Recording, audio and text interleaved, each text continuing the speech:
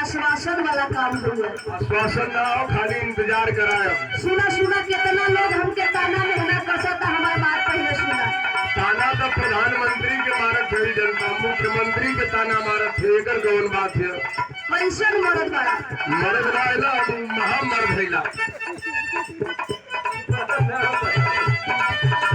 चला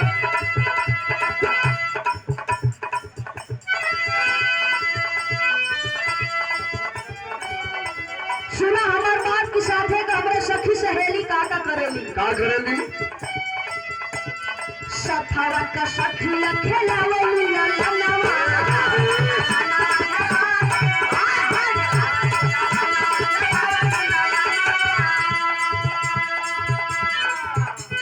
ससुरी नदिया सुनावली मेहनवा।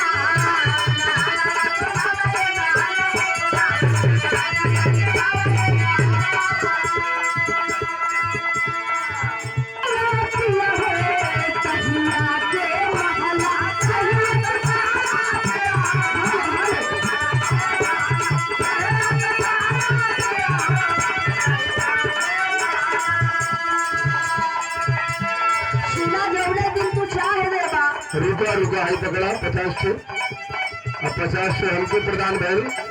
हमारे बड़का भैया सिद्धार्थ हॉस्पिटल के मैनेजर साहब, आपके कामोत्तर से बहुत रुपए का आशीर्वाद प्रदान हुआ और आपको बहुत बहुत प्रणाम हो।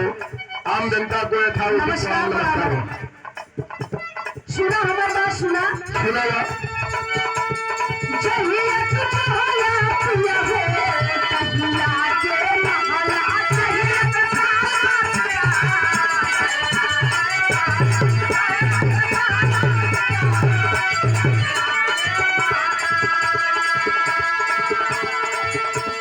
हमारी बात सुना। जहिया चाह देवा ना हमार मनसा पूरा होगी। अरे भाई हम कब ना चाहत कि ऐसा काम न हो। अरे जब ऐसे ही कहवा कि लॉकडाउन में निक निक लोग का मनसा ना पूरा तो के ही है ना पता हो। जब लॉकडाउन लगल लो तो जेकर मरद नौकरी सर्विस करत रहल हो, जेकर मरद बाहर रहत रहल हो, कंटिन्यू रहल हो लॉकडाउन वो में। बात मत करा, तू अपन बात करा कि तुहार मर्द कहाँ रहल। लेकिन कहना होगा कजिया जुड़ई बातिया है, कजिया जुड़ई बातिया है, हमारी दुआ चलिया जुड़ई बातिया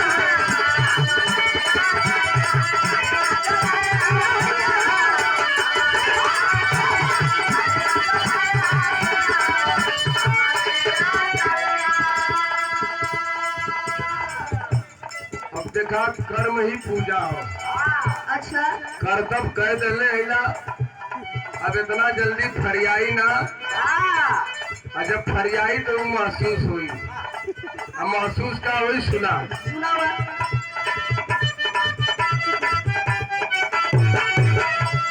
कर्तव्य करीला फल मिली है जरूर हो।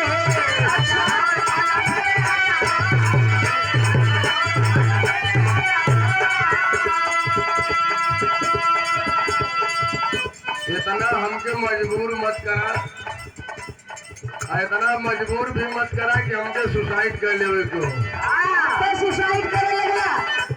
का पैबू बोला हमके कैसे मजबूर हो।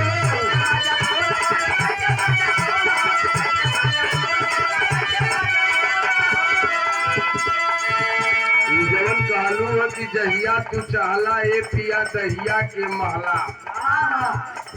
हमार काम हो मह तो मह देले हैला। जोर न चुराई ए गोरी माथा निचाई।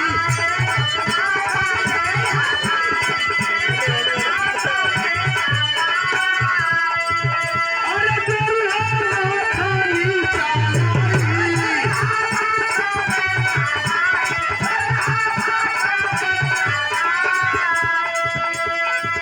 जलती बुरई हर रंगना, जलती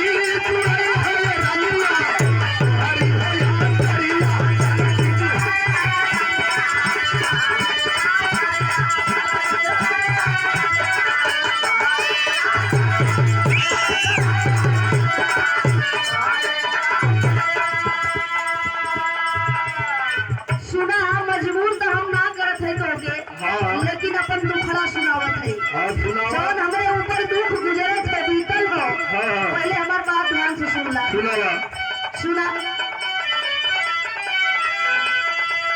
करी मजबूर कहिया अपन दुखवा